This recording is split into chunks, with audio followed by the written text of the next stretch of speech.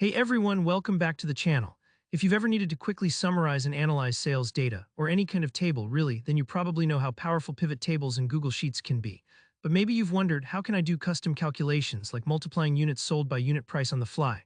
Well, today I'm going to walk you through everything you need to know about calculated fields in Google Sheets pivot tables. By the end, you'll know exactly how to add dynamic, custom-made calculations to your pivot table so you can get those insights in just a few clicks.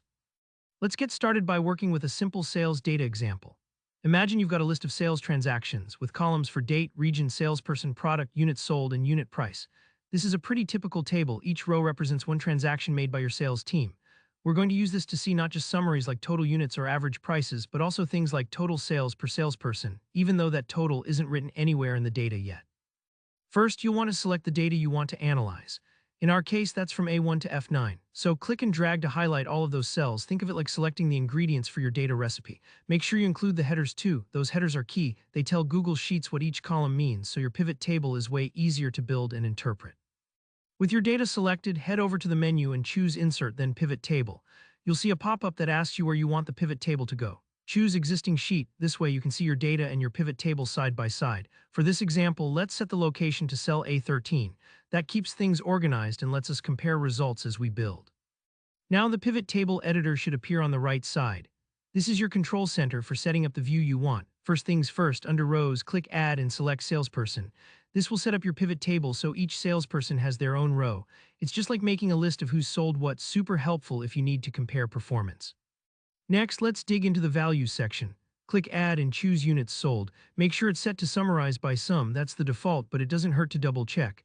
This will add up all the units each salesperson sold across the time period. Now, if you want, you can add unit price as well, just to see, for example, the average price per salesperson. Add it to Values again, and you can leave it summarized by average. If that feels a little confusing, don't worry.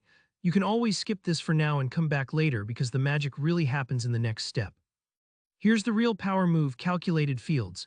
This is where you let Google Sheets do some custom math for you. Under Values, click Add, and instead of picking a normal data field, scroll down and pick Calculated Field. Let's name this new field Total Sales because that's what we're after. Units sold multiplied by unit price for each row added up by salesperson. The formula for our calculated field is simple but powerful. Type in equals units sold asterisk unit price. Don't worry if you haven't used formulas in pivot tables before. This one just takes whatever the value is for units and multiplies it by the price right within the pivot table for each salesperson. If you see an error, double-check the spelling and the single quotes. That can be a common stumbling block. And there you go. Instantly, your pivot table now shows total sales per salesperson, even though that column never existed in your original data. Now you have a scalable, customizable summary that updates instantly as your data grows. Try changing your row or value fields to explore other insights. So that's really all there is to it. Calculated fields in Google Sheets pivot tables unlock tons of analytical power, whether you're managing a sales team, tracking inventory, or summarizing survey results. If this walkthrough helped you, remember to give the video a thumbs up, and if you have questions or run into hiccups, leave a comment. I'm always happy to help. And if you want more tutorials on mastering Google Sheets and getting more from your data, hit that subscribe button so you never miss out. Thanks for watching and happy spreadsheeting.